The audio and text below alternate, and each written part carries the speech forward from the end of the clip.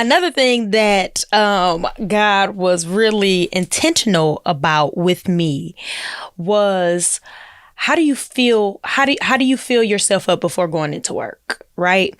So my fears and anxieties about going to work was so deep because, like I told you, I didn't want to go beg. I didn't want to look like I was begging, crawling, all of that stuff. Like that ex-boyfriend feeling. And one thing he had me do, I would pray before I entered that building, and I would pray after exiting that building. I would be in his word, studying, and just like, okay, I got to fill myself up. He had revealed to me while I was talking to, I think it was my cousins, and I was talking to them, and he was like, you're a sponge, right? And I'm like, what do you mean? What do you mean? How am I a sponge? What do you mean? He was like, you soak up the environment that you're in and you adapt to that. A sponge is, when you first get it, it's dry, right? A sponge is dry. But once it's placed in the environment that it's supposed to be in, it's moist and it soaks up that whatever the environment is. So it soaks up all of that liquid of that environment, and now it's changed to a moist being. So now it's, now, I don't want to say being, excuse me, but it's changed into a moist sponge. And God was just like, how about you fill up with more of me? So when you squeeze out in the different environments that you're in, when you're squeezing out on people, you squeezing all of me out on them.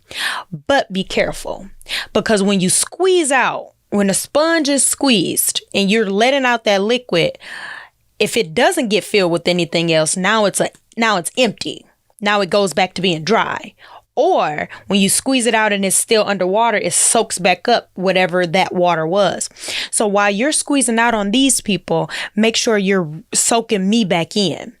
Because if you don't, you're going to sit up here and you're going to feel drained. You're going to feel empty. You're going to feel lost. You're going to feel deflated. You're going to feel depleted. But if you do what I'm telling you to do, if you do it the way I tell you to do it, if you just listen to me, and if you just obey, and if you just sit with me, if you rest in me, I can fill you back up where nobody else can. I can make sure that you are exactly where you need to be, feel exactly how you need to feel, do exactly what you need to do, as long as you abide in me. I can tell you one thing. When I stepped foot into that building, it is filled with a multitude of spirits, because it is a hospital, because it has a multitude of people in it. And you don't know what people carrying from the outside in. And then working on that trauma floor, baby, I seen suicide attempts. I seen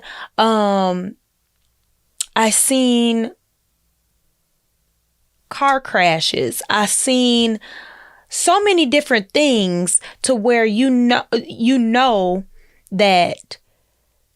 that was an intentional act to cause harm to this person, because this person is meant for something, or somebody was doing something in this person's life. That spirit did not want this person to survive. That spirit did not want this person to thrive. That spirit did not want this person to know who they are, or who God is. And after dealing with so much of that, God was like, now you need to intercede for the people you don't know.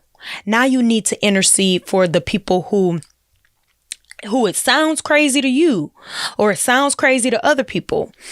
But they're fighting for their life, not knowing how to get to me. But I need you to intercede for them so that you can fight that spirit that's coming up against them. And honey, when I tell you, my prayers have gotten deeper. Me diving in that word has gotten deeper. Me interceding for people I don't know, people behind this screen, people on the other end of the telephone when I'm talking to them. It has cultivated such a prayerful life in me that I can't go back to the old way. So my old way of thinking and my old way of acting and my old way of being had to be put to rest.